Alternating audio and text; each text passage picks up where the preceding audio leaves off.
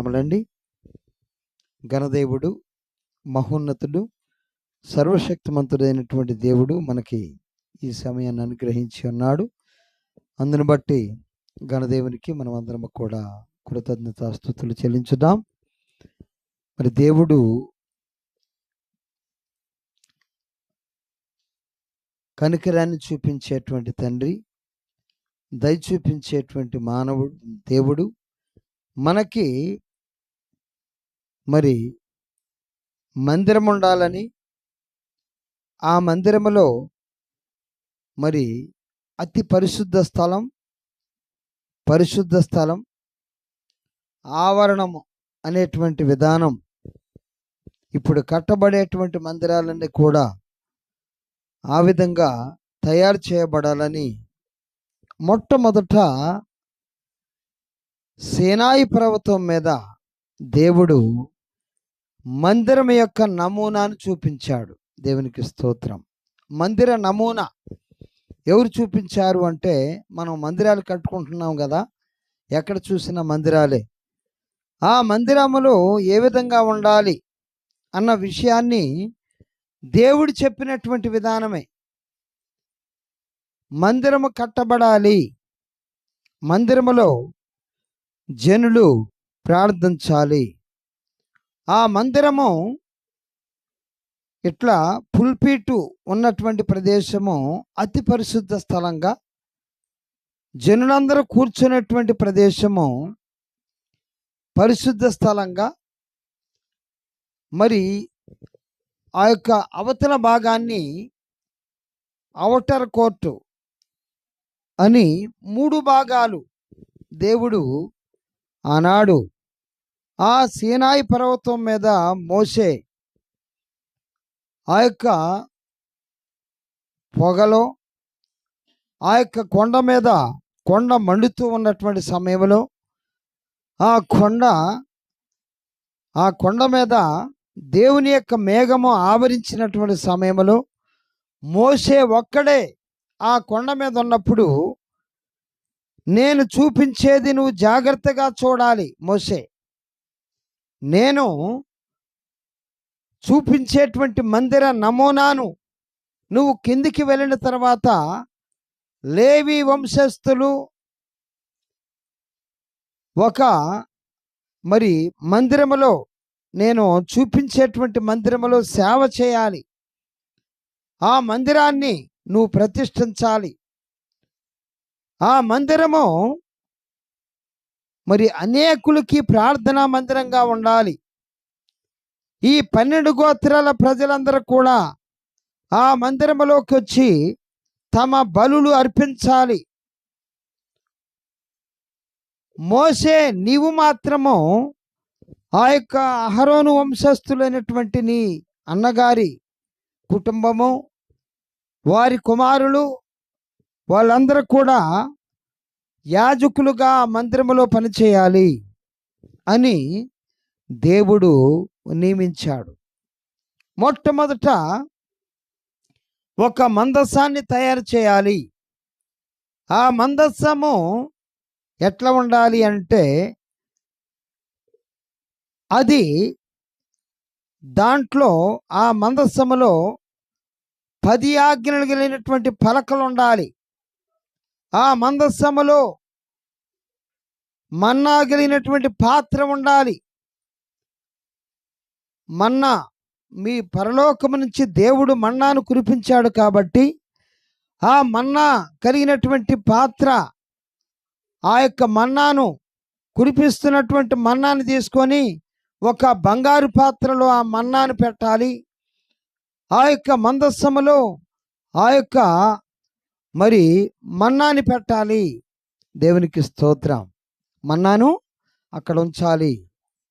ఆ పాత్ర ఎక్కడ ఉండాలి అనంటే, అది ఆ మందసములో ఉండాలి.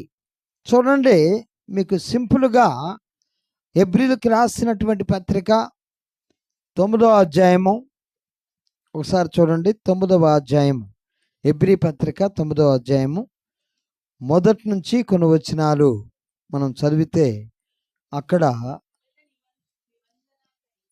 మొదట నిబంధనకైతే సేవా నియమములను ఈ లోక సంబంధమైన పరిశుద్ధ స్థలమును ఉండెను. ఎలాగనగా మొదట ఒక గుడారం ఏర్పరచబడెను. అందులో మొట్టమొదట ఒక గుడారాన్ని ఏర్పాటు చేయాలి. అందులో దీపస్తంభం ఉండాలి. బల్లయు దాని మీద ఉంచబడిన రొట్టెలను, దానికి పరిశుద్ధ స్థలం అని పేరు. రెండవ తెరకు ఆవల అతి పరిశుద్ధ స్థలమును గుడారముండెను. అందులో సువర్ణ ధూపార్తియు అంతటను బంగారు రేకులతో తాపబడిన నిబంధన మందసము ఉండెను. ఆ మందసములో మన్నాగల బంగారు పాత్ర, చిగిరించిన అహరోను చేతికర్ర, నిబంధన పలకలను ఉండెను. ఇదండి నమూనా. మందిరం యొక్క నమూనా ఈ విధంగా, అంటే అతి పరిశుద్ధ స్థలం ఉండాలి. ఇదంతా అతి పరిశుద్ధ స్థలం అన్నమాట. మందిరానికి ఇదంతా అతి పరిశుద్ధ స్థలం. ఈ అతి పరిశుద్ధ స్థలములో దీపవృక్షం ఉంటుంది. ఆ దీపవృక్షము మరి దాంట్లో దీపెంతలో ఎప్పుడు ఎలుగుతూ ఉండాలి. ఆ దీపవృక్షము మరి ఎప్పుడు వెలుగుతూనే ఉండాలి. ఈ యొక్క అతి పరిశుద్ధ స్థలములో ఒక మందస్సం ఉండాలి, మందస్సపు పెట్టె. ఆ మందస్సములో ఇప్పుడు మనం చదువుకున్నటువంటి మన్నా కలిగినటువంటి బంగారు పాత్రట, అహరోను చేతికర్ర. అంటే అహరోనే యాజకుడుగా ఉండాలి. యాజకుడిని దేవుడు పిలవాలి, ఆ యాజకత్వాన్ని జరిగించాలి. దేవుడు పిలిచినప్పుడే సేవకు పోవాలి. పిలవకుండా సేవ చేయటానికి వీల్లేదు. దేవుడు ఒక నిబంధన అన్నమాట. అహరోను వంశం మాత్రమే సేవ చేయాలి, వేరే వాళ్ళు సేవ చేయకూడదు అనేది దేవుడు ఆ యొక్క ధర్మశాస్త్ర టైంలో మరి నియమించి ఉన్నాడు. దేవునికి స్తోత్రం. అయితే ఆ యొక్క అహరోను చేతికర్ర అందులో ఉండాలి. ఆ చేతికర్ర దాని గురించి చెప్పాలంటే అదొక మరి ఒక ప్రసంగం అన్నమాట. అహరోను చేతికర్ర గురించి. మన్నా కలిగినటువంటి పాత్ర ఏంటి అనంటే, అరణ్యములో మీ పితరులు మన్నాని భుజించారు. ఎప్పటి వరకు భుజించారు అంటే కానాను దేశానికి పోయేంత వరకు 40 సంవత్సరాలు మన్నా మాత్రమే వాళ్ళు తిన్నారు అని చెప్పటం కోసం, మరి పిల్ల తరం వరకు ఈ విషయం చెప్పటం కోసం ఆ యొక్క మందసములో ఆ యొక్క బంగారు పాత్రను, మన్నా కలిగినటువంటి బంగారు పాత్రను ఉంచాలి అని దేవుడు చూపించాడు. దేవునికి స్తోత్రం. అహరోను చేతికర్ర ఎందుకు ఉంచారు అనంటే, మరి పిలుపు కలిగిన వారు మాత్రమే సేవ చేయాలి అనే దానికి గుర్తుగా, పిలుపు లేకుండా సేవకు పోకూడదు అనే దానికి గుర్తుగా అహరోను చేతికర్రను అందులో పెట్టాలి అన్నది దేవుడు నియమించి ఉన్నాడు. దేవునికి స్తోత్రం. 2 పలకలు ఏంటి అనంటే ప్రియులారా, ఆ యొక్క సీనాయి పర్వతం మీద దేవుడు మరి తన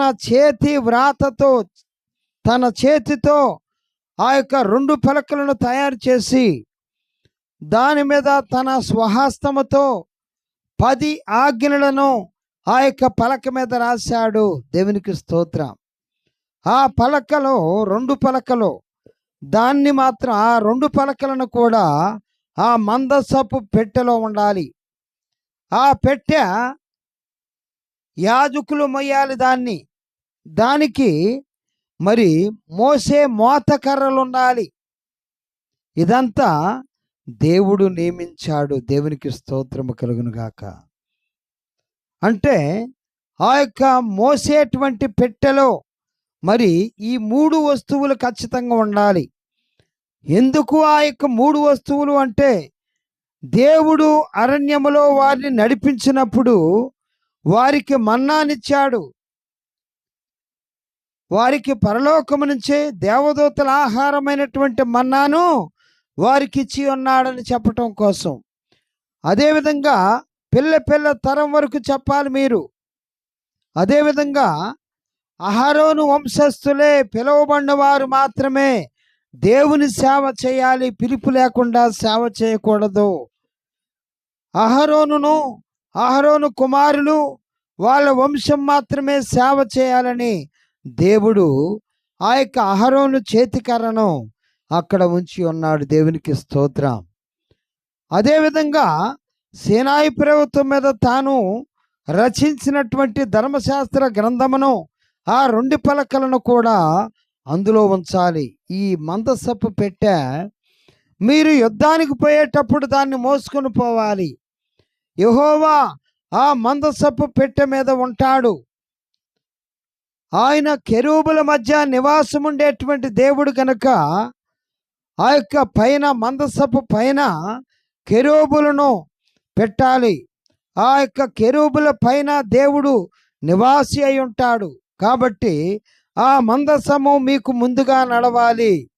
మీరు ఎటు వెళ్ళినా కానీ, మీరు యుద్ధం చేయటానికి పోయినా కానీ దేవుని యొక్క మందసాన్ని ఆ యాజకులు మాత్రమే మోయాలి, వేరే వాళ్ళు మోయటానికి వీల్లేదు అని ఒక నియమాన్ని పెట్టి అన్నాడు దేవుడు. దేవునికి స్తోత్రం.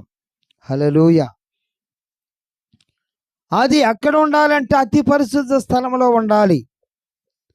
అదేవిధంగా పరిశుద్ధ స్థలంలో ఏముండాలి అంటే ఒక బల్ల వేయబడిద్ది, దీపస్తంభం ఉంటుంది.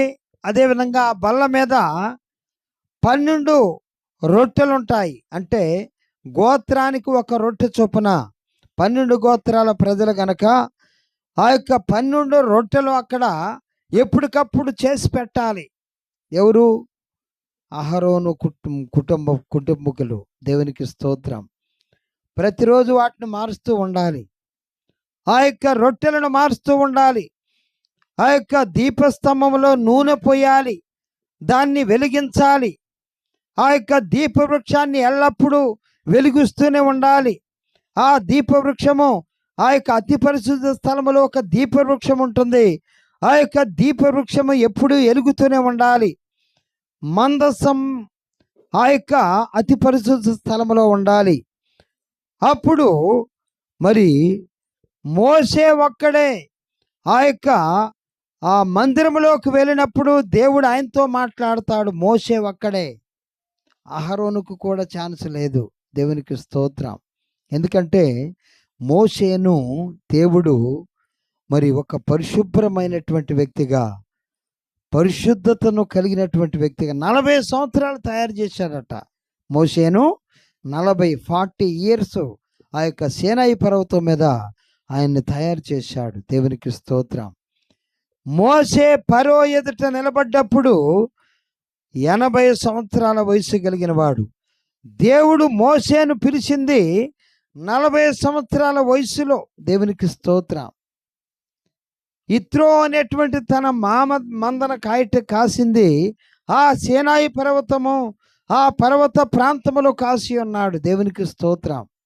కాబట్టి మోషేనే ఆ యొక్క మందిరంలోనికి ప్రవేశించి మాట్లాడాలి, దేవుని మాట వినాలి అన్నదే దేవుడు నిర్ణయించి ఉన్నాడు. ఆవరణములో బలిపీఠం ఉంటుంది, గంగాళం ఉంటుంది. ఆ యొక్క బలిపీఠం మీద ఎల్లప్పుడూ ఆ యొక్క ప్రజలందరూ కూడా బలులర్పించడానికి గొర్రెను కానీ మేకను కానీ తీసుకొని వస్తారు. దాన్ని ఆ యొక్క మేకను కానీ గొర్రెను కానీ అర్పించేటప్పుడు మరి యాజకుడు ఆ గంగాళంలో నీళ్లుంటాయి, ఆ నీళ్లతో మరి కాళ్ళు కడుక్కోవాలి. ఆ బలిపీఠం మీద దాన్ని అర్పించే ముందు దాన్ని పరిశీలన చేయాలి. అది గుడ్డిది కానీ కుంటిది కానీ ఉండటానికి వీల్లేదు. అది అనారోగ్యంతో ఉండటానికి వీల్లేదు.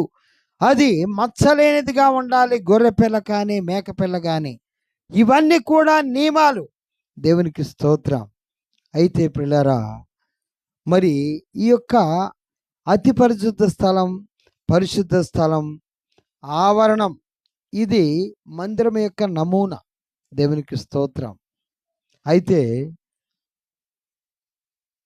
కొరింథీయులకు రాసినటువంటి పత్రిక, మొదటి కొరింథీ పత్రిక 3:16లో ఒక మాట మాట్లాడుతున్నాడు చూడండి దేవుడు. మొదటి కొరింథీయులకు రాసినటువంటి పత్రిక 3:16, మీరు దేవుని ఆలయమై ఉన్నారనియు దేవుని ఆత్మ మీలో నివసించుచున్నాడనియు మీరెరుగరా. దేవునికి స్తోత్రం. ఎవడైనను దేవుని ఆలయమును పాడు చేసిన ఎడల దేవుడు వారిని పాడు చేయును. దేవుని ఆలయము పరిశుద్ధమై ఉన్నది. దేవుని ఆలయం పరిశుద్ధంగా ఉన్నది, మీరే ఆ ఆలయము. దేవునికి స్తోత్రం. ఇప్పుడు ఈ ఆలయాన్ని ఎంత పరిశుభ్రంగా ఉంచుతారు అంటే, ఆ యొక్క యాజకులు చాలా పరిశుభ్రంగా ఉంచుతారు. దేవునికి స్తోత్రం. పరిశుద్ధమైనటువంటి ఆలయంగా ఉండాలి. నిత్యము ఊడవాలి, నిత్యము పరిశుభ్రంగా చేయాలి, నిత్యము ఆ యొక్క ప్రదీపములను, అదేవిధంగా దీపస్తంభములో ఉన్నటువంటి ఆ నూనెను మార్చాలి. దాన్ని ఎల్లప్పుడూ ఎరుగుస్తూనే ఉండాలి. ఇదంతా జరిగిస్తూ ఉండాలి. అయితే ఇక్కడేం మాట్లాడుతున్నాడంటే, మీరు దేవుని ఆలయమై ఉన్నారనియు దేవుని ఆత్మ మీలో నివసించుతున్నాడనియు మీరెరుగరా. మనమట దేవుని ఆలయమట. దేవునికి స్తోత్రం. మనం ఎట్లా ఆలయం అవుతాం? ఏమండి, మనము ఏ విధంగా ఆలయం అవుతాం? మనము అనగానే మనలో శరీరం ఉంది కదండి. మనం శరీరం, ఈ శరీరంతోటి మనం నివసిస్తున్నాం. మనలో మనసు ఉన్నది. దేవునికి స్తోత్రం. మనలో ఏముందండి? మనసు ఉంది. యెహోవా పెట్టిన దీపం కూడా ఉంది. 3 ఉన్నాయి మనలో. మనమంటే, మనము అనగానే బాడీ ఉంది మనలో, మనకు మనసు ఉన్నది. యెహోవా పెట్టిన దీపం ఏంటిదండి? అది దేవుని ఆత్మ కదా కదా. చూడండి, 20వ అధ్యాయం అనుకుంటాను, సామెతలు 20:27. సామెతలు 20:27.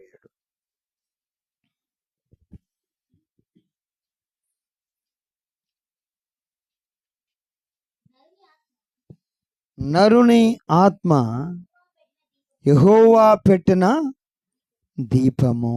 దేవునికి అది అది అంతరంగములన్నీ శోధించును. దేవునికి స్తోత్రము కలుగును గాక. మరి నరుని ఆత్మ యెహోవా పెట్టిన దీపము, అది అంతరంగములన్నీ శోధించును. దేవునికి స్తోత్రం. అంటే మనలో ఈ ఆత్మను పెట్టాడు దేవుడు. మొట్టమొదట క్రియేషన్, మానవుణ్ణి దేవుడు తయారు చేసినప్పుడు మట్టి బొమ్మగా తయారు చేశాడు కదండి. అంటే కళ్ళు తయారు చేశాడు, తలను తయారు చేశాడు, మరి ముక్కులు, ఇవన్నీ కూడా ఇట్లా బాడీ అంతా తయారు చేయబడింది. ఇదంతా ఏంటిది? మట్టి కదా. జిగటమని తీసుకొని మట్టిని తయారు చేశాడు. మట్టిని తయారు చేసిన తర్వాత ఈ వాక్య భాగాన్ని కూడా చదవాలండి. ఇది జాగ్రత్తగా పరిశీలన చేయాలి.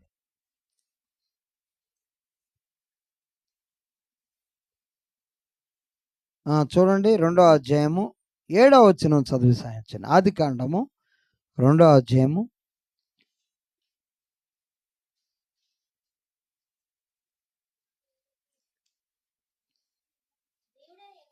7. దేవుడైన యెహోవా నేల మంటితో నరుని నిర్మించి వాని నాసికా రంధ్రములలో జీవవాయువును ఓదగా నరుడు జీవ ఆత్మ ఆయను. దేవునికి స్తోత్రం. ఇది పరిశీలన చేయండి. ఏం చేశారటండి దేవుడు? దేవుడైన యెహోవా నేలమంటితో నరుని నిర్మించి, అంటే మట్టితోటే మనం తయారు చేయబడ్డాం. దేవునికి స్తోత్రం. వాని నాసిక రంధ్రములలో జీవవాయువును ఊదగా, అంటే ముక్కులో నుంచి జీవవాయువును ఊదాడు. ఆ వాయువు అంటే గాలి కదా. వాయువు అంటే ఏందండి? గాలి. గాలిని ఊదాడట దేవుడు. అంటే ఎవరి గాలి అది? దేవుని యొక్క నోటి ఊపిరి అన్నమాట. దేవునికి స్తోత్రం. మనము ఏం చేస్తామండి? ఊదండి అంటే ఏం చేస్తాం? ఉఫ్ అంటాం, అంతేనా? ఊదేది అదే కదా. ఉఫ్ అని ఊదాడు దేవుడు. ముక్కుల్లో నుంచి గాలి ఊదాడు. ఏ వాయువు అది? ఏ గాలి అది? జీవవాయువు. దేవునికి స్తోత్రం. అది మామూలు వాయువు కాదు, మనకు వచ్చేటువంటి గాలి కాదు. దేవుని యొక్క గాలిని మన ముక్కుల్లో ఊదాడు. మన ముక్కుల్లో గాలిని, జీవవాయువును ఊదగానే నరుని యొక్క ఈ ముక్కుల్లో నుంచి ఆ గాలంతా మన తలను తాకింది. మన శరీరాన్ని తాకుతా ఉండగానే ప్రియులారా, మన శరీరము అంతా కూడా ఏమి ఏర్పడదండి? మెదడు ఏర్పడది. మన శరీరంలో మెదడు ఏర్పడది, అవయవాలు ఏర్పడ్డాయి, బోన్స్ ఏర్పడ్డాయి, నర్వస్ సిస్టమ్ ఏర్పడది, రక్తం ఏర్పడది. ఇవన్నీ కూడా మనలో ఉన్నటువంటి ప్రేగులు ఏర్పడ్డాయి, మనలో అవయవాలన్నీ కూడా ఏర్పడ్డాయి. అంటే ఆది మానవుని సృష్టి అది. దేవునికి స్తోత్రం. ఆ వాయువు ఏం చేసిందో తెలుసండి? శరీరాన్ని అంతా తాకింది. ఆదాము శరీరం అంతా తాకబడ్డది. తాకిన తర్వాత అది ఇన్సర్ట్ అయ్యి హృదయంలో నిలిచిపోయింది. దేవునికి స్తోత్రము కలుగును గాక. హల్లెలూయా. ఇప్పుడు మనం చదువుకున్నాం కదా, నరుని ఆత్మ యెహోవా పెట్టిన దీపం. దేవునికి స్తోత్రం. ఈ దీపము అంటే ఆత్మ. అందుకోసమే బైబిల్ ఏమంటుందో తెలుసా? ఆత్మలను పట్టుకోండి అంటది, శరీరాన్ని పట్టుకోమందో బైబిల్. ఆత్మలను పట్టుకోండి, ఆత్మలను పట్టుకోండి. దేవునికి స్తోత్రం. అంటే దేవునికి కావలసింది ఏందండి? ఆత్మ. దేవునికి స్తోత్రం. అంటే మనం ఎవరండి? ఈ శరీరం కాదు. మనమంటే మనలో ఉన్నటువంటి ఆత్మ దేవునికి కావాలి. ఈ శరీరం ఏంది? మనం ఇది ఈ భూమిలోనే కలిసిపోయేది. దేవునికి స్తోత్రం. యెహోవా పెట్టిన దీపముందు చూడండి, ఆ దీపము పరలోకం కోసం సిద్ధపాటు కావాలి. ఆ దీపం. దేవునికి స్తోత్రం. అంటే మనం బాడీలో ఉన్నాం. మనం ఏం చేస్తున్నామండి? బాడీలో మనం ఉన్నాం. మనలో మనసు ఉన్నది. దేవునికి స్తోత్రం. మనలో ఆత్మ ఉన్నది. అయితే ఇప్పుడు మన శరీరానికి మన ఆత్మకి మధ్యలో పోరాటం ఉందట. దేవునికి స్తోత్రం. చూడండి, గలతీయులకు రాసినటువంటి పత్రిక,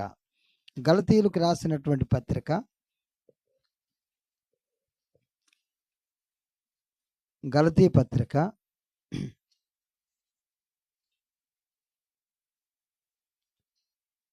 5వ అధ్యాయము, గలతీ పత్రిక 17వ వచనం. శరీరము ఆత్మకును, ఆత్మ శరీరమునకును విరోధముగా అపేక్షించును. అంటే అర్థమేంటి తెలుసండి? శరీరము, మనలో ఉన్నటువంటి యెహోవా పెట్టిన దీపం ఉంది కదా, ఆత్మ, ఈ రెండింటికి ఒకదానికొకటి వ్యతిరేకమట. ఇది నమ్ముతారా? నిజమేనది? శరీరం ఏమంటుందంటే, ఏం పర్వాలేదు, మీరు పడుకోండి, ప్రార్థన చేయకపోయినా పర్వాలేదు అంటది. ఆత్మ ఏమంటుందో తెలుసా? నువ్వు ఈరోజు ప్రార్థన చేయలేదు కదా, గుర్తు చేసిద్ది. దేవునికి స్తోత్రం. మనకి ఈరోజు నువ్వు ప్రార్థన చేయలేదు కదా, నీరసంగా ఉన్నావుగా, పడుకోరాదు అని శరీరం చెప్తా ఉంటుంది. దేవునికి స్తోత్రం. ఆత్మ ఏం చేసిద్దంటే, నీవు ఈరోజు ప్రార్థన చేయలేదు, ఈరోజు నువ్వు దేవునికి వ్యతిరేకంగా జీవించావు, ఈరోజు దేవునికి వ్యతిరేకమైనటువంటి పనులు చేశావు, ప్రార్థనలో సరి చేసుకో, ప్రార్థనలో నిన్ను నువ్వు దిద్దుకో, నిన్ను నువ్వు సరి చేసుకోమని చెప్తా ఉంటుంది ఎల్లప్పుడూ. దేవునికి స్తోత్రం. ఇక్కడ శరీరము ఆత్మకును, ఆత్మ శరీరమునకును విరోధముగా అపేక్షించును. ఇవి ఒకదానికొకటి వ్యతిరేకంగా ఉన్నవి, ఒకదానికొకటి వ్యతిరేకంగా ఉన్నాయట. ఏంటి అండి? ఏంటయి? ఆత్మ, మనలో ఉన్నటువంటి ఆత్మ, మన శరీరం ఒకదానికొకటి వ్యతిరేకంగా ఉన్నవి. దేవునికి స్తోత్రం. చదవమ్మా 18వ వచనం నుంచి. మీరు ఆత్మ చేత నడిపింపబడిన ఎడల ధర్మశాస్త్రమునకు లోనైన వారు కారు. శరీర కార్యములు స్పష్టమై ఉన్నవి. అవేవనగా జారత్వము, అపవిత్రత, కాముకత్వము, విగ్రహారాధన, అభిచారము, ద్వేషములు, కలహము, మత్సరములు, క్రోధములు, కక్షలు, భేదములు, విమతములు, అసూయలు, మత్తతలు, అల్లరితో కూడిన ఆటపాటలు మొదలైనవి. వీటిని గురించి మునుపు చెప్పిన ప్రకారము ఇట్టి వాటిని చేయువారు దేవుని రాజ్యమును స్వతంత్రించుకొనరని మీతో స్పష్టంగా చెప్పుచున్నాను. దేవునికి స్తోత్రం. కక్షలో, విమతములో, భేదములో, అసూయలో, మత్తతలో, అల్లరితో కూడిన ఆటపాటలు, ఇవన్నీ కూడా శరీర కార్యాలు. ఇవన్నీ కూడా శరీరము జరిగిస్తూ ఉంటుంది. ఎందుకు మరి ఇంత వ్యతిరేకత పెట్టాడు దేవుడు? మనలో తన ఆత్మను పెట్టాడు. ఈ శరీరం మట్టితో తయారు చేయబడింది. మన్నైనది వెనకటి వలె మంటికి చేరిపోద్ది. ఆత్మ మాత్రము దాన్ని దయచేసిన దేవుని దగ్గరికి చేరిద్దట. దేవునికి స్తోత్రము కలుగును గాక. అంటే ప్రియులారా, మన యొక్క శరీరమే మనకు వ్యతిరేకంగా పోరాడుతూ ఉంటుంది. అందుకోసమే ఆత్మ చేత శరీర క్రియలను చంపేయాలంటున్నాడు. దేవునికి స్తోత్రం. ఎట్లా ఆత్మ చేత శరీర క్రియలను? అందుకోసమే ఉపవాస దీక్షలు అంటారు. దేవునికి స్తోత్రం కదండి. ఉపవాస దీక్షలు చేయాలి. మళ్ళీ మనం ఈ యొక్క ఆత్మకి శరీరానికి మధ్యలో మనసు ఉంటుంది. ఈ మనసు మనం బాగా ప్రార్థన చేస్తున్నాం అనుకోండి, బాగా ఈ వారమంతా ప్రార్థన చేస్తున్నాం, ఈ వారమంతా దేవునితో భయభక్తులు కలిగి ఉన్నాం, ప్రార్థన వాక్యము చేశాం, బాగా భక్తి చేశాం, ఈ వారమంతా చేశామనుకోండి, మనసు ఏం చేసేది తెలుసా? ఆత్మకి అంటుకొని పోద్ది. అప్పుడు శరీర క్రియలు చంపబడతాయి. దేవునికి స్తోత్రం. అంటే ఇది అమ్మట్ల కూరుగా ఉంటుంది. అంటే దేని బలం పెరిగితే దాని వైపు మనస్సు వెళ్ళిపోద్ది అన్నమాట. దేవునికి స్తోత్రం. హల్లెలూయా. ఈ మనస్సు అన్నది ఒకవేళ మనం ప్రార్థన చేయలేదు, ఒక వారం అంతా ప్రార్థన చేయలేదు, బంధువులు కలిశారు, ఇక ప్రార్థన లేదు, వాక్యం చదవట్లేదు, మనకు మనం పర్సనల్గా కూడా ప్రార్థన చేసుకునే సమయం లేదు, వాళ్ళతోటే గడుపుతున్నాం, ప్రత్యేకమైన ప్రార్థన లేదు. ఏదో కొద్దిసేపు అట్లా పడుకుని పోయే ముందు, అందరూ ఉన్నారు కదా ఇంట్లో, అందరూ వేరే వాళ్ళు ఉన్నారు కాబట్టి మోకరించి ప్రార్థన చేయలేము. ఇక పడుకోగానే ప్రభువా క్షమించాయా అనేసి 2 మాటలు చెప్పుకొని ప్రార్థన చేసుకున్నాం, అయిపోయింది. అంటే అప్పుడు ప్రార్థన చేసినట్టు అనిపించదు కదండి. ఏదో జ్ఞాపకం చేసుకుంటాం. అప్పుడు నీ మనసు ఏమైపోద్దో తెలుసా అండి? శరీర క్రియల వైపు అనగా ఈ దేహానికి అంటుకొని పోద్ది. అప్పుడు దేవుని గురించినటువంటి ఆలోచన ఉండదు. అప్పుడు ఈ మనస్సు అమ్మట్ల కూర అనమాట. అంటే దేని బలం పెరిగితే దాని వైపే వెళ్ళిపోతూ ఉంటుంది. ఇది స్పష్టం. దేవునికి స్తోత్రం. ఇది మనకి ఎవరో చెప్తే కాదు, మనకే అర్థమైద్ది. ప్రార్థన చేసినప్పుడు ఇది నిజమా కాదండి? మీ మనసుకు చెప్పండి. ప్రార్థన బాగా చేసినప్పుడు ఎట్లుంటుంది? శరీరం మాట వినం మనం. శరీరం మనం ఇక దాని బలం తగ్గిపోద్ది అప్పుడు. బాగా ప్రార్థనలో ఉన్నప్పుడు, బాగా దేవునితో సన్నిహితంగా ఉన్నప్పుడు, బాగా దేవునితోటి కలిసి ఉన్నప్పుడు వాక్యము ప్రార్థన ఆ వారమంతా మంచిగా మరి ప్రార్థన చేస్తాము, మరి భయభక్తులు కలిగి ఉంటాం. కాబట్టి ఆత్మ ఎంతో ఉల్లాసపడుతూ ఉంటుంది. దేవునికి స్తోత్రం. నువ్వు చేసేది కరెక్టు. అప్పుడు మనలో ఉన్నటువంటి దేవుని ఆత్మ జీవవాయువు ఉందో చూడండి, దేవుడు పెట్టినటువంటి దీపం అది దేదీప్యమానంగా ఎలుగుతూ ఉంటుంది. ఆ దేదీప్యమానంగా ఎలుగుతూ ఉంటే ఇంకా ప్రార్థన చేయాలి, ఇంకా బైబిల్ చదవాలి, వాక్యాన్ని చూడాలి. మరి అప్పుడు ఏం చేస్తామో తెలుసా అండి? ఆ వారం అంతా ఏం చేస్తామంటే పిల్లల దగ్గర కూర్చోబెట్టుకుంటాం. అవసరమైతే మరి భర్త గారిని కూడా దగ్గరికి పెట్టుకొని అట్లా కూర్చోండి, మీరు ప్రార్థన చేస్తాను, అట్లా కూర్చోండి ప్రార్థన చేస్తామని ఎంతో ఉల్లాసంగా ప్రార్థనకి మరి అందరిని కూర్చోబెట్టడానికి ప్రయత్నం చేస్తాం. వాళ్ళతో అవసరమైతే పిల్లలతో కూడా ప్రార్థన చేపిస్తాం. ఆ వారం దేవునికి స్తోత్రం. ఎప్పుడైతే మరి ఆత్మ బలం పెంచుతామో దేవునికి స్తోత్రం. అందుకోసమే అంటున్నాడు చూడండి, రోమీలకి రాసినటువంటి పత్రికలో, రోమా పత్రిక 8వ అధ్యాయంలో, రోమా పత్రిక 8వ అధ్యాయము 12వ వచనం. కాబట్టి సహోదరులారా, శరీరానుసారముగా ప్రవర్తించుటకు మనము శరీరమునకు రుణస్థులము కాము. మీరు శరీరానుసారముగా ప్రవర్తించిన ఎడల చావవలసిన వారైందరు, కానీ ఆత్మచేత శరీర క్రియలను చంపిన ఎడల జీవించదరు. మనం అంటే చచ్చిపోవటం అంటే ఏందండి? అంటే అసలు ఈ లోకంలో ఉండకుండా చచ్చిపోతామా? ఎఫెసీ పత్రిక 2వ అధ్యాయం 1వ వచనంలో ఏమంటాడు? అపరాధముల చేతను పాపముల చేతను మీరు చచ్చిన వారు ఉండగా క్రీస్తుతో కూడా బ్రతికించును అంటాడు. అంటే మనము అపరాధముల చేత పాపముల చేత ఉన్నప్పుడు, పాపం చేస్తూ ఉన్నప్పుడు మనము ఆత్మీయంగా ఏం చేయబడ్డామండి? చనిపోయామన్నమాట. దేవునికి స్తోత్రం. ఇక్కడ ఏమంటున్నాడు? కాబట్టి సహోదరులారా, శరీరానుసారంగా ప్రవర్తించుటకు మనము శరీరములకు రుణస్థులము కాము. మీరు శరీరానుసారంగా ప్రవర్తించిన ఎడల చావవలసిన వారు ఇందురు, కానీ ఆత్మచేత శరీర క్రియలను చంపిన ఎడల జీవించెదరు. దేవునికి స్తోత్రం.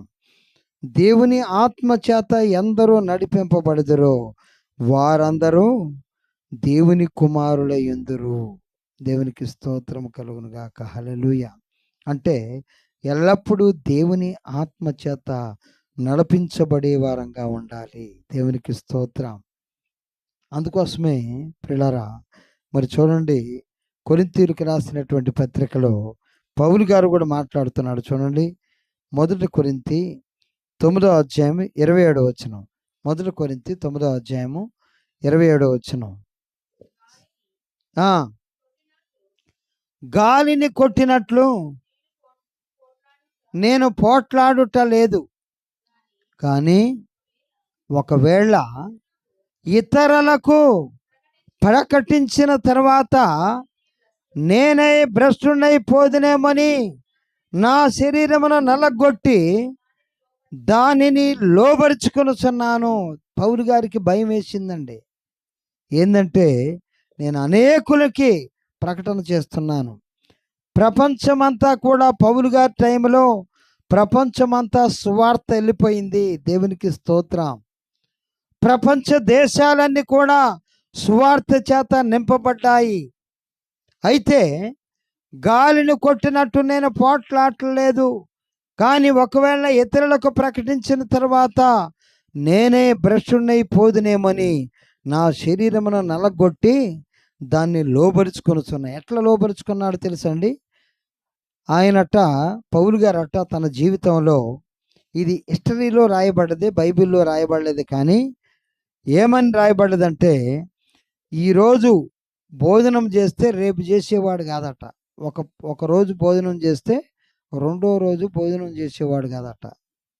అంటే తన శరీరాన్ని నల్లగొట్టుకుంటూ ఉన్నాడు ఉపవాసాలతోటి.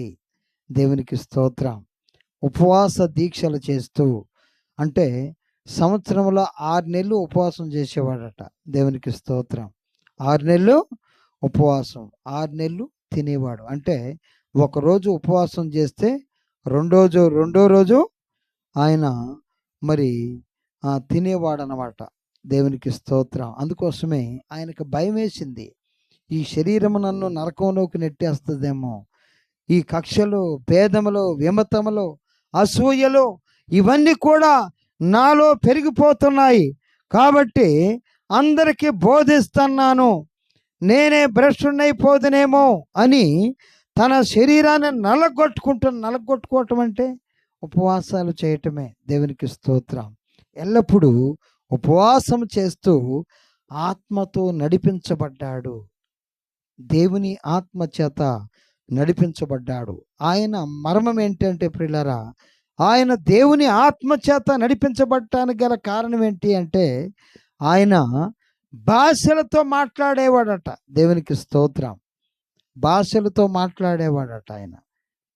మరి భాషలతో ఆదిమ సంఘం భాషలతోటే మాట్లాడింది. ఎక్కడండి?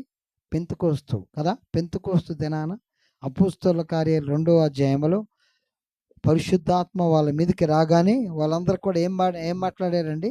భాషలతో మాట్లాడారు, అన్య భాషలతో మాట్లాడారు. దేవునికి స్తోత్రం. మన సంఘం కూడా ప్రియులారా అన్య భాషలు మాట్లాడాలి మనం. దేవునికి స్తోత్రం. భాషలు మాట్లాడినప్పుడు మనము ఎల్లప్పుడూ ఎట్లా ఉంటామో తెలుసా అండి? దేవుని ఆత్మ మనలో యాక్టివేట్ అవుతుంది. భాషలతో మాట్లాడటం, నేను అందరికంటే ఎక్కువగా భాషలతో మాట్లాడుతున్నాను అంటాడు పౌలు గారు. 1 కొరింథీ పత్రికలోని 14వ అధ్యాయంలో ఆ మాట రాయబడదు చూడండి. 1 కొరింథీ పత్రిక 14వ అధ్యాయంలో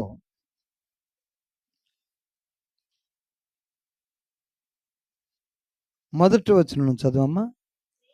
ప్రేమ కలిగి ఉండుటకు ప్రయాసపడుడి, ఆత్మ సంబంధమైన వరములను గురించి ఆసక్తితో అపేక్షించుడి, విశేషముగా మీరు ప్రవచన వరం అపేక్షించుడి. ఎందుకనగా భాషతో మాట్లాడువాడు మనుషునితో కాదు, దేవునితో మాట్లాడుచున్నాడు. భాషతో మాట్లాడేవాడు దేవునితో డైరెక్ట్ మాట్లాడతాడట. దేవునికి స్తోత్రం. కృపావరాలలో భాషలతో మాట్లాడటం అన్నది ఒకటి. దేవునికి స్తోత్రం. హల్లెలూయా. చదువమ్మా ఇంకా. మనుష్యుడెవడను గ్రహింపడు గాని వాడు ఆత్మ వలన మర్మములను పలుకుచున్నాడు. క్షేమాభివృద్ధియు హెచ్చరికయు ఆదరణయు కలుగునట్లు ప్రవచించువాడు మనుషులతో, ప్రవచన వరం మనుషులతో మాట్లాడిద్ది. భాషతో మాట్లాడువాడు తనకే క్షేమాభివృద్ధి కలుగజేసుకొనును గనక ప్రవచించువాడు సంగమునకు క్షేమాభివృద్ధి కలుగజేయును. మీరందరూ భాషలతో మాట్లాడవలేనని కోరుచున్నాను కానీ మీరు ప్రవచింపవలనని మరీ విశేషంగా కోరుచున్నాను. సంఘము క్షేమాభివృద్ధి పొంది నిమిత్తము భాషలతో మాట్లాడువాడు అర్థము చెప్తేనే కానీ వానికంటే ప్రవచించువాడే శ్రేష్ఠుడు. నా సహోదరులారా ఆలోచించుడి.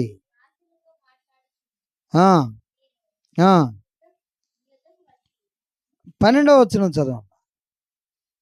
12వ వచనం. ఆ, విషయమై ఆసక్తి గలవారు గనక సంగమునకు క్షేమాభివృద్ధి కలుగు నిమిత్తము అవి మీకు విస్తరించినట్లు ప్రయత్నము చేయుడు. భాషతో మాట్లాడువాడు అర్థము చెప్పు శక్తి కలుగుటకై ప్రార్థన చేయవలేను.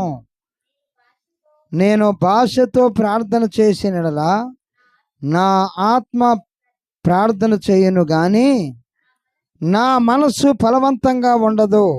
కాబట్టి ఆత్మతో ప్రార్థన చేతును, మనస్సుతోనూ ప్రార్థన చేతును. ఆత్మతో పాడుదును, మనస్సుతో పాడుదును. లేని ఎడల చాలండి. ఏనట పౌలు గారు ఆత్మతో ప్రార్థన చేస్తున్నాడట, మనసుతో ప్రార్థన చేస్తున్నాడట. అంటే ఇప్పుడు మనం చేసేదంతా మనస్సుతో ప్రార్థన చేస్తున్నాం అన్నమాట. ఆత్మతో ప్రార్థన చేయటం అంటే చూడండి, అదే 18వ వచనం చదవమ్మా. నేను మీ అందరికంటే ఎక్కువగా భాషలతో మాట్లాడుచున్నాను, అందుకు దేవుని స్తుతించెదను. మీ అందరికంటే ఎక్కువగా భాషలతో మాట్లాడుతున్నాను. మీకు ఇష్టమేనండి భాషలతో మాట్లాడటం? నేర్పించాలన్నా మీకు కూడా? కొందరు భాషలతో మాట్లాడటం అంటే ఇష్టపడరు. చాలా సంఘాలు భాషలను విసర్జించాయి. చాలా సంఘాల్లో నేను మాట్లాడతాను, దేవునికి స్తోత్రం, నేను స్వతహాగా నాకు సొంతంగా మాట్లాడతాను. పిల్లలకి తెలుసు నేను భాషలతో మాట్లాడుతూ ఉంటాను. అయితే సంఘానికి కూడా పరిచయం చేయాలంటే మరి మీరు అంగీకరిస్తేనే వస్తాయి. దేవునికి స్తోత్రం. ప్రవచన ఇప్పుడు కృపావరాలలో భాషలతో మాట్లాడటం అన్నది ఒకటే. ఉన్నదా లేదా? ఉంది, ఖచ్చితంగా ఉంది. అంటే వరాలలో ఉంది కాబట్టి మా ఆదిమ సంఘం భాషలతోటే మాట్లాడింది. దేవునికి స్తోత్రం. ఈ విషయాన్ని మీకు ఖచ్చితంగా చూపించాలి. చూడండి, అపోస్తలుల కార్యాలు 2వ అధ్యాయంలో ఆదిమ సంఘం మాట్లాడింది ఎప్పుడు అంటే భాషలతో మాట్లాడింది. పెంతెకోస్తు పండగదను 2వ అధ్యాయం మొదటి నుంచి కొన్ని వచనాలు. పెంతెకోస్తు పండగ దినం వచ్చినప్పుడు అందరూ ఒక చోట కూడి ఉండిరి. అప్పుడు వేగముగా వీచు బలమైన గాలి వంటి ఒక ధ్వని ఆకాశము నుండి అకస్మాత్తుగా వారు కూర్చున్న ఇల్లంతయు నిండెను. మరియు అగ్ని జ్వాలల వంటి నాలుకలో విభాగింపబడినట్టుగా వారికి కనబడి వారిలో ఒక్కొక్కని మీద వ్రాలగా అందరూ పరిశుద్ధాత్మతో నిండిన వారై ఆ ఆత్మ వారికి వాక్శక్తి అనుగ్రహించిన కొలది అన్య భాషలతో మాట్లాడసాగిరి. దేవునికి స్తోత్రం. భాషలతో మాట్లాడారు. దేవునికి స్తోత్రం. మీకు ఈ వరాన్ని నేను ఇవ్వాలని కోరుకుంటున్నాను. దేవునికి స్తోత్రం. అక్కడ వీళ్ళు భాషలతో మాట్లాడుతుంటే 12 మంది అపోస్తలులందరూ కూడా మొట్టమొదట భాషలతో మాట్లాడుతుంటే దాదాపుగా 17 దేశాల అంటే వివిధ భాషలో కలిగిన వేరువేరు భాషలు కలిగినటువంటి 17 దేశాల ప్రజలు ఈ వింతను విన్నారట. దేవునికి స్తోత్రం. వాళ్ళు భాషలతో మాట్లాడుతున్నారు.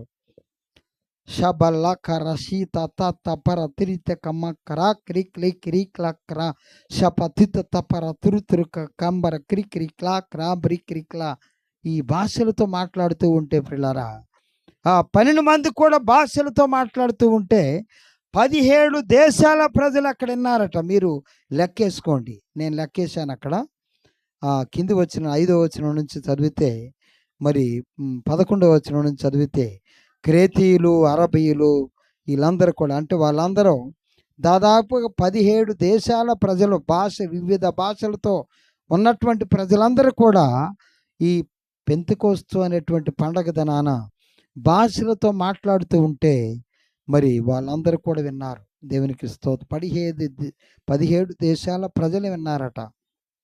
మరి దాదాపుగా 21 పత్రికలు రాశాడు. ఎవరండి? అపోస్తలుడైనటువంటి పౌలు. ఆయనకి అనేక మర్మాలు బయలుపరచబడ్డాయి.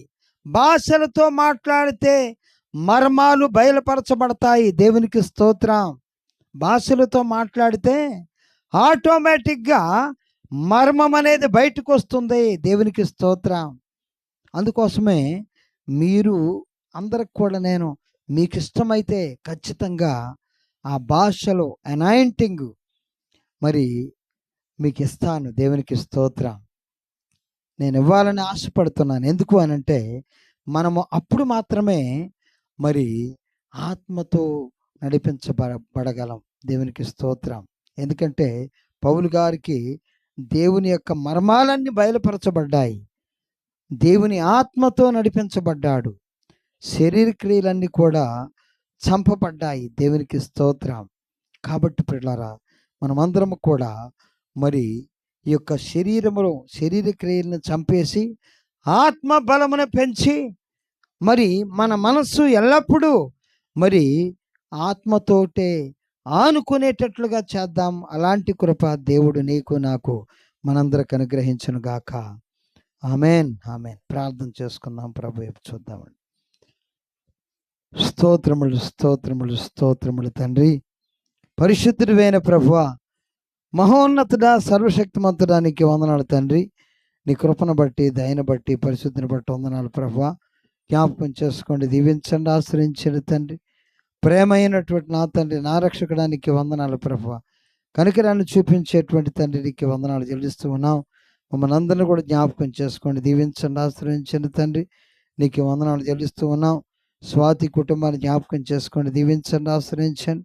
నీ కుమార్తె చుట్టూ కంచి వేయండి, కాచి కాపాడి ఖండించండి తండ్రి. నీకు వందనాలు చెల్లి సురేష్ గారిని ముట్టుకోండి ప్రభా. అయానికి వందనాలు. నీ కుమార్తె చేస్తున్న జాబుని తోడుగా ఉన్నాడు తండ్రి. నీ కుమార్తెకు ఉన్నటువంటి ప్రతి అప్పుని యేసుక్రీస్తు నామములో కొట్టివేయండి తండ్రి. నీకు వందనాలు చెల్లిస్తూ ఉన్నాం. అయా సురేష్ గారు జాబుని తోడుగా ఉన్నాడు తండ్రి. వారిరువురిని ప్రేమించి ఇచ్చినటువంటి శ్రేష్టమైనటువంటి ప్రభువా, కుమారులిద్దరిని బట్టి వందనాలు. రోహిత్ని ముట్టుకోండి ప్రభా, చిన్నబాబుని ముట్టుకోండి ప్రభా. వారికి ఆరోగ్యాన్ని అనుగ్రహించండి. ఆ కుటుంబాన్ని దీవించండి, ఆశ్రయించండి. వాళ్ళ అమ్మగారిని జ్ఞాపకం చేసుకోండి, దీవించండి, కృపాగారి కుటుంబాన్ని జ్ఞాపకం చేసుకోండి, దీవించండి, ఆశీర్వదించండి. సార్ని జ్ఞాపకం చేసుకోండి. వారి యొక్క ప్రభా హస్బెండ్ గారిని ముట్టుకోండి ప్రభా. వారిరువురిని ప్రేమించి ఇచ్చినటువంటి శ్రేష్టమైనటువంటి ప్రభా కుమారుని బట్టి వందనాలు. ఆయా స్టీఫెన్ని ముట్టుకోండి ప్రభా. నీకు వందనాలు చెల్లిస్తూ ఉన్నాను. నీ కుమారుడు చుట్టూ కంచి వేయండి, కాచి కాపాడి ఖండించండి. మంచి అమ్మాయిని ఏర్పాటు చేసి నడిపించండి తండ్రి. అయా సంబంధం కుదురుచుండగా జ్ఞాపకం చేసుకోండి తండ్రి. అయా వారితో మాట్లాడండి, వీరితో మాట్లాడండి ప్రభా. అయా నిశ్చితం నడిపించండి తండ్రి. ప్రేమగినటువంటి నా తండ్రి, నా రక్షకుడానికి వందనాలు చెల్లిస్తూ ఉన్నాం. కనికరాన్ని చూపించేటువంటి ప్రభు కోట్లాది స్తుతులు చెల్లిస్తూ ఉన్నాం. దీవించండి, ఆశ్రయించండి. స్టీఫెన్ను ముట్టుకోండి, త్వరితంగా పెళ్ళవుటకుని సహాయం చేసి నడిపించండి. సంధ్యా విషయం జ్ఞాపకం చేసుకుని నీ కుమార్తె కూడా ప్రభు జాబ్ చేస్తుండగా దీవించండి. నీ కుమార్తె కూడా మ్యారేజ్ విషయమై సంబంధాలు చూస్తుండగా మంచి అబ్బాయిని ఏర్పాటు చేసి నడిపించండి. అయా స్టీఫెన్ జాబులో కూడా తోడుగా ఉండండి. ప్రమోషన్ గ్రహించండి, దీవించండి. అయా కృపాగారి షాప్ని ఎక్స్టెండ్ చేయండి తండ్రి. అయా నీ కుమార్తె చేతి కింద ప్రభు అనేకులని పనివారిని పెట్టండి ప్రభు. నీకు వందనాలు చెల్లిస్తూ ఉన్నాం. ఎక్స్టెండ్ చేయండి. సొంత ఇల్లును ఏర్పాటు చేసి నడిపించండి, దీవించండి, ఆశీర్వదించండి తండ్రి. ప్రేమ కలిగినటువంటి నా తండ్రి, నా రక్షకుడానికి వందనాలు ప్రభు. కనికరాన్ని చూపించండి.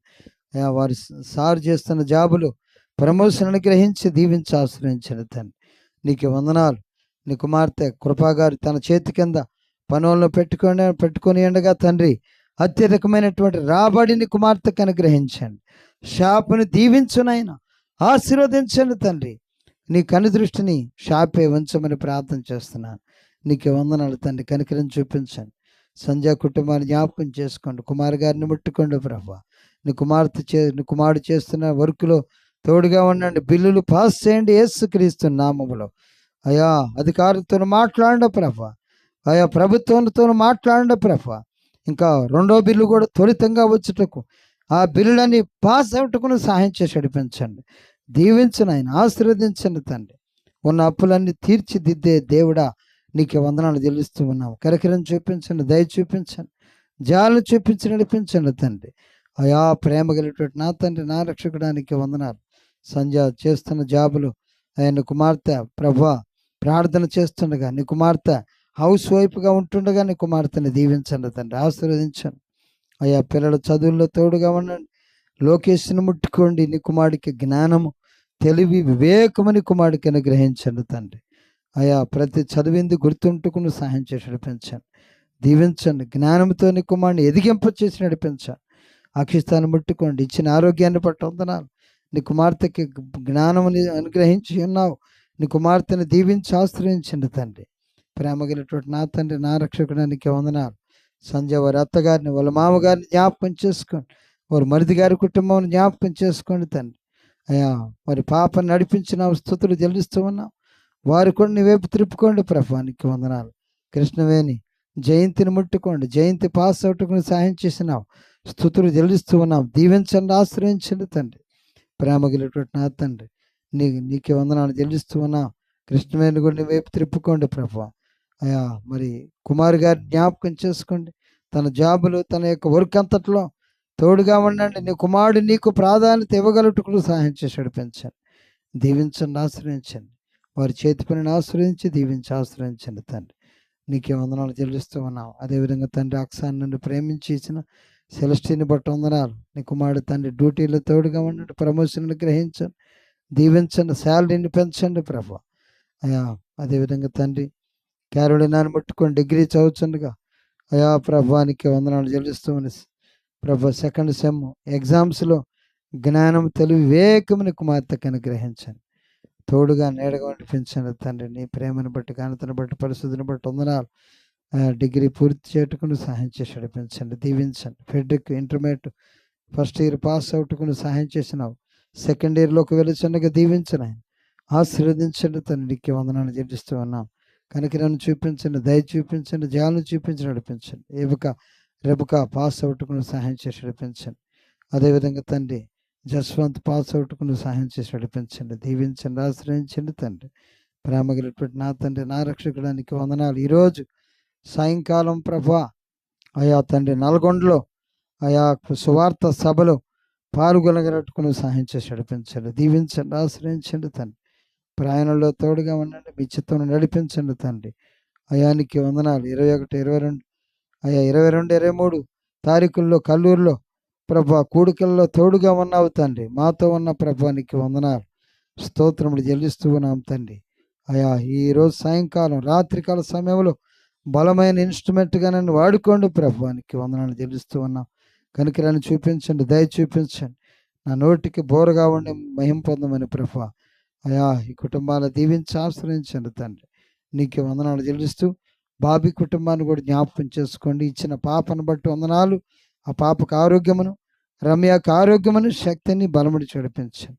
బాబీ గవర్నమెంట్ జాబ్ కోసం ఎదురు చూస్తుండగా అయా చేస్తున్న జాబ్ని దీవించండి, గవర్నమెంట్ జాబ్ని గ్రహించండి, దీవించి ఆశ్రయించండి. జేమ్స్ యాకయ్య అదేవిధంగా తండ్రి అయా అనంతకుమారి పెద్ది కెనడీ కుటుంబాన్ని జ్ఞాపకం చేసుకోండి తండ్రి. నరేష్ని, ఫేవరాన్ని జ్ఞాపకం చేసుకొని దీవించండి, ఆశ్రయించండి తండ్రి. ప్రేమ కలిగినటువంటి నా తండ్రి, నా రక్షకుడానికి వందనాలు చెల్లిస్తూ కొండపల్లి సంఘమును, చెరుమాల సంఘమును, మన్రాసుపల్లి సంఘమును జ్ఞాపకం చేసుకోండి తండ్రి. అయా అక్కడ పరిచర్యలో పాల్గొంటున్నటువంటి ప్రభా యేసురాజు కుటుంబాన్ని, ముగ్గురు పిల్లలను దీవించండి, ఆశ్రయించండి తండ్రి. నాగమన్ని ముట్టుకోండి ప్రభా. జానిస్ కుటుంబాన్ని జ్ఞాపకం చేసుకోండి. అయానికి వందనాలు చెల్లిస్తున్నాను. శారద గారిని ముట్టుకున్నావు ప్రభా, నీకు వందనాలు. నీ కుమార్తెకు ఆరోగ్యమైన శక్తిని, బలముని చడిపించండి. నరేందర్ని మ్యారేజ్ విషయం జ్ఞాపకం చేసుకోండి. ఆ సంబంధం కుదురుట్టుకుని సహాయం చేసి పెంచండి. సాయిని ముట్టుకోండి ప్రభానికి వందనాలు చెల్లిస్తూ. నీ కుమార్తె ఆయా ఇచ్చిన ఆరోగ్యాన్ని బట్టి వందనాలు చెల్లిస్తూ ఉన్నాం. సంపూర్ణ బలముతో ప్రకటించమని నీకే వందనాలు చెల్లిస్తూ ఇక్కడ కూడి ఉన్న ప్రతి బిడ్డని పేరు వస్తున్న ఆశ్రయించి నడిపించమని నీకే వందనాలు చెల్లిస్తూ యేసు క్రీస్తు అతి పరిశుద్ధ ఉన్నతమైన నామమున అడిగి వేడుకొనిచున్నాం తండ్రి, ఆమెన్. యెహోవా నా ఆశ్రితురకమా, నా విమోచకుడా, నా హృదయ ధ్యానమును నీ దృష్టికి అంగీకారములగును గాక. ఆమెన్. పరలోకమందున్న మా తండ్రి, నీ నామం పరిశుద్ధపరచబడును గాక. నీ రాజ్యం వచ్చును గాక.